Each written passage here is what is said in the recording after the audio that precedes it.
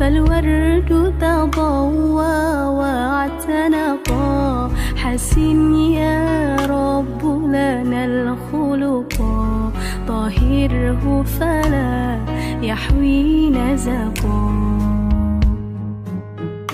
واجعله يقلد في صبر للهادي في حسن الخلقا حسن يا رب لنا الخلقا فالعبد بأخلاق سبقا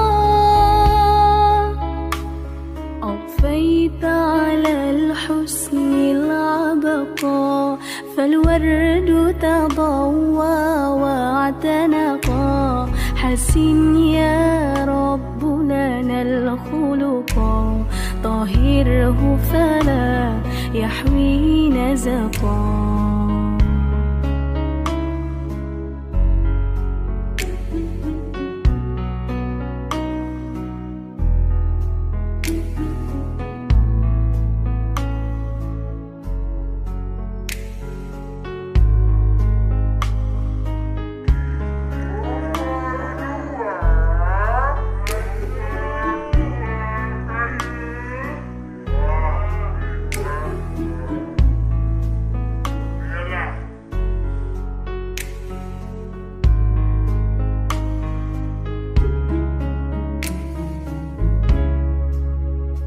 في جنة خلد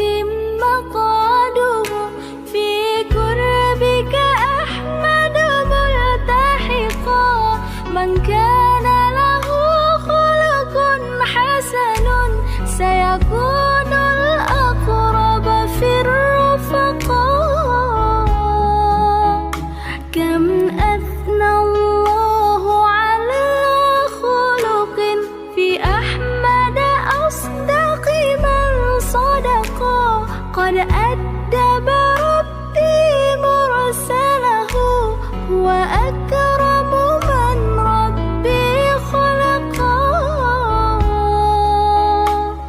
أضفيت على الحسن العبقا فالورد تضوى واعتنقا حسن يا رب لنا الخلقا طهره فلا يحوي نزقا أضفيت على الحسن العبقا فالورد تضوى واعتنقا حسن يا رب لنا الخلقا طهره فلا يحوي نزقا